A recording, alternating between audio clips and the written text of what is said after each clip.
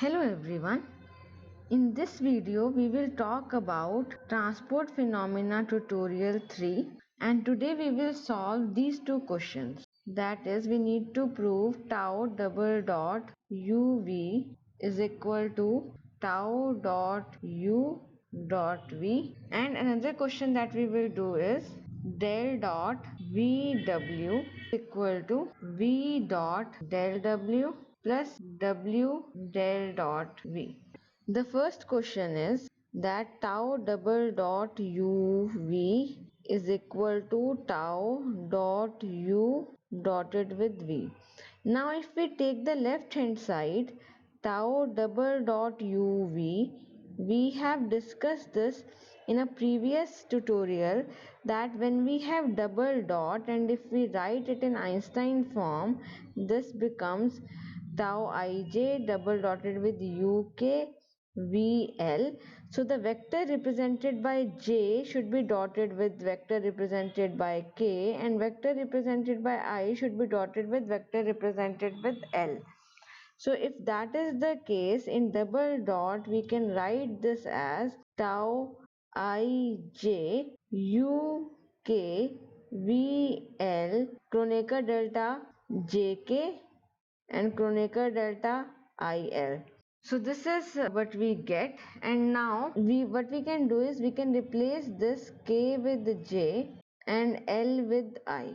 So if we do that, we get tau ij uj vi.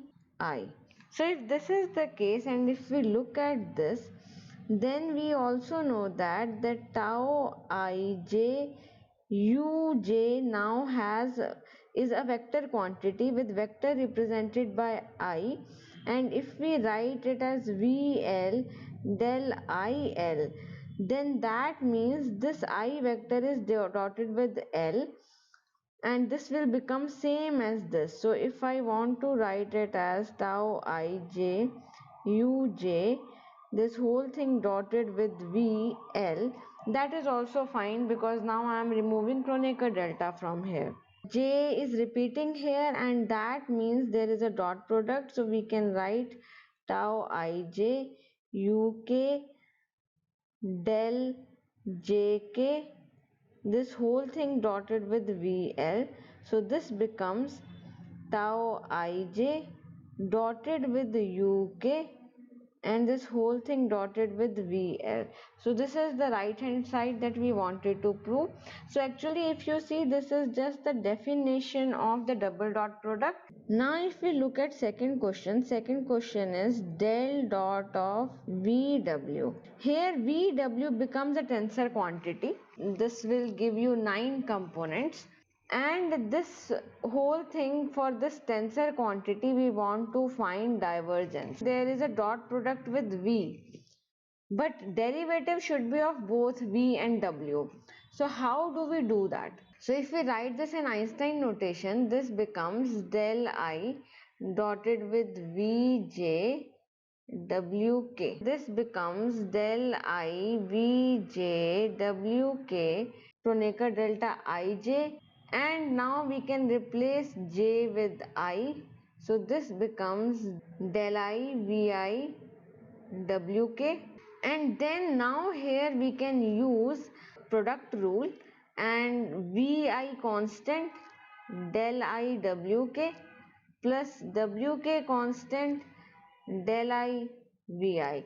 Now here the dot product is between I, and here also between del and v, here also between del and v. So if that is the case, we can write it as vj del I wk del ij plus wk del I vj del ij. So this will become vj dotted with del I wk plus wk del I dotted with vj. Then this will become v dot del w plus w del dot v. So this is your right hand side that we wanted to prove. Now we will discuss some of the terms that we will use in momentum balance from next tutorial sheet. So first is, what is the difference between laminar and turbulent flow? Laminar flow is a flow which can be assumed to happen in form of layers. So you can do an experiment where a fluid is flowing in a pipe, and this is a glass pipe, and you inject a dye here, then this dye will spread in form of a thread. It will not disperse randomly across the whole tube. But in turbulent flow, if you have the same fluid and you inject a dye, then it will disperse very easily everywhere, and you will get a uniform distribution of the dye after some time.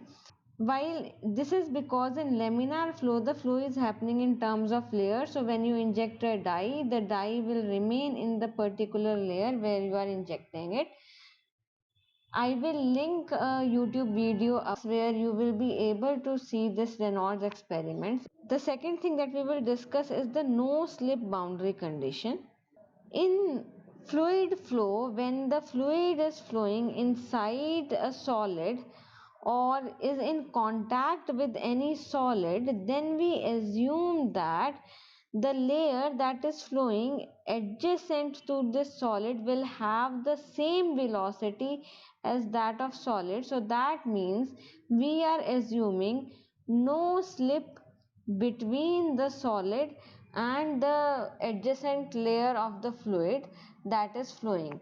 So this is called no slip boundary condition, and this is an assumption. At molecular scale there are random motion of molecules, but when we look at the continuum scale of the fluid, we see that there is no slip boundary condition which we can assume. C is, what are the reasons for turbulence? So you have studied Reynolds number, and Reynolds number is given by rho dV by mu, and we know that when Reynolds number is greater than some quantity, and for tubes this quantity is between 2100 to 2300, and if Reynolds number is greater than this quantity, then we see turbulence in the fluid flow. So if we have high velocity and or the high diameter, density, viscosity, these all can play a role in turbulence. So at this stage I will not go into the much detail of the turbulent flow, but at high velocity, because of the Reynolds number, we will get turbulence. Then I will discuss what is boundary layer flow and potential flow. Boundary layer flow is when we see the effect of boundary, as the name says. So suppose you have a fluid that is flowing at a constant velocity, all the layers are flowing at same velocity. Then this fluid comes in contact with a solid boundary, and then what happens? The solid boundary is stationary. If the solid boundary is stationary, then the layer that is adjacent to this boundary will become stationary, and that layer will try to stop the flow of the layer adjacent to it. And then after some times you will see that a flow profile will develop, which will look something like this, that here the velocity is 0, here there is some velocity, so velocity will start increasing this way, and after sometimes it will become constant. So now you see that till here you still are seeing the effect of the boundary. So this area is called the boundary layer, and where there is no velocity gradient, that area is called potential flow. When the fluid of constant velocity is coming and it goes inside the tube, and then after some time you will see that this boundary is developing. So here you will see the flow profile, which is something like this. Then the flow profile will be something like this. Then the flow profile will be something like this. So this boundary, where the effect of boundary can be seen, is developing. In this region the flow is called developing flow, and here where everywhere is the boundary effect, so you will see a velocity profile, this is called fully developed flow. So for this course most of the time we will be dealing with fully developed flow. So where we will see the effect of boundary everywhere. We will not talk about potential flow in this particular course. Then I will talk about momentum flux and shear force. First I will describe shear force. If we consider this differential element of the fluid, I define the axis also. This is x, y and z. So now this surface area is xy surface area and the surface area direction is z direction. So if the area is in z direction, then we can apply three kinds of forces on that, and that force, one force can be in y direction, one force can be in x direction, and another force that we can apply on this area can be in z direction. So for each direction of the surface, so if the direction of the surface is z, then we can have forces that are being applied in x, y and z direction. So if we want to find out the shear force, then shear force is force per unit area, and this force per unit area will now become a tensor quantity because it will have two directions associated with it, and this tensor quantity can be given written in terms of tau. And if we are talking about a force which is in y direction, where the direction of area is z, then the tau, which is the shear force, is written as tau zy, where y represents the direction of the force and z represents the direction of area. Now in fluid flow, this force is applied because of the adjacent layers of the fluid that are present. So one layer will be this and one layer can be above this.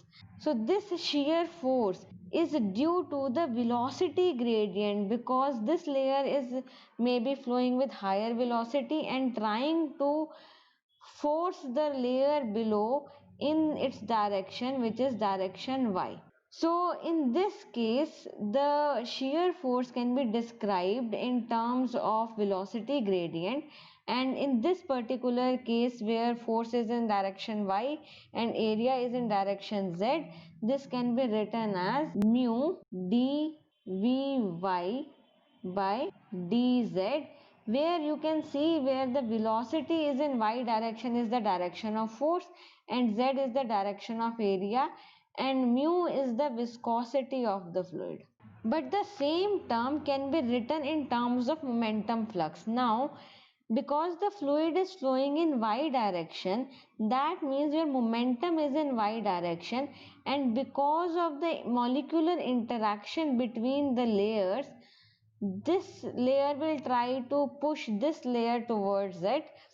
So that is why there will be a molecular flux of momentum from one layer to another layer. So that is why tau zy can also be said as momentum flux, where the direction of momentum is y and the direction of momentum transfer is z. That can also be written in terms of the velocity gradient, and the proportionality constant again is viscosity but with a negative sign. And when we use force or when we use momentum flux, you will see that these signs will still match, you won't face any problem, so this is fine. And in fluid mechanics books you will see the term shear force, but in momentum flux or transport phenomena books you will see this term. So we will stick to this term where we will consider tau zy as momentum flux, momentum in y direction, the direction of flux is in z direction, and which is given by this velocity gradient. Then last part that I want to discuss is substantial derivative. I will link a video in the description box about substantial derivative, which explains substantial derivative very deeply with full derivative and partial derivative. Briefly, substantial derivative is that when we are moving with the velocity of the fluid, then what kind of change in a particular quantity do we see? Because if we talk about temperature, let's say temperature is changing with space and temperature is changing with time also. But when we talk about substantial derivative, then we see what kind of change we are seeing irrespective of x, y, z and time. What change we are seeing when we are traveling with a particle of fluid. More detailed explanation you can find in the video that I have linked here. So this finishes our tutorial 3, and in next tutorial we will start with the momentum balance equation.